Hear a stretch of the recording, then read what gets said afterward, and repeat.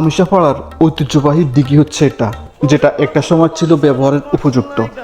কিন্তু দিঘির পানি যে সবসময় অনেক স্বচ্ছ ছিল এটাও বলা যাবে না। নোংরা, অস্বাস্থ্যকর হলেও কোনো একটা সময় এই দিঘির পানি ব্যবহার করার জন্য যথেষ্ট আবেদন রেখেছিল এই পরিবেশ।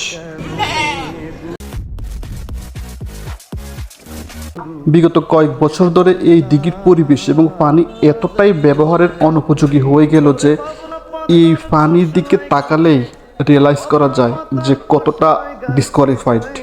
আর এনভায়রনমেন্ট যতটা নেস্টি, ঠিক ততটা বিষাক্ত এখানকার জল এবং জলের মধ্যে ভাসমান জঘন্যতম সব আবর্জনা। এখানে এখন আর কাউকে গোসল করতেও দেখা যায় না। সম্ভবত এই কারণে এই সুবিশাল দিঘির 3টি শান বাঁধানো ঘাট থেকে একটি ঘাট বন্ধ করে দেওয়া হয়েছে। বাবলা পাতার কসলাই গাছে যায় রে ধুইলে সাবানে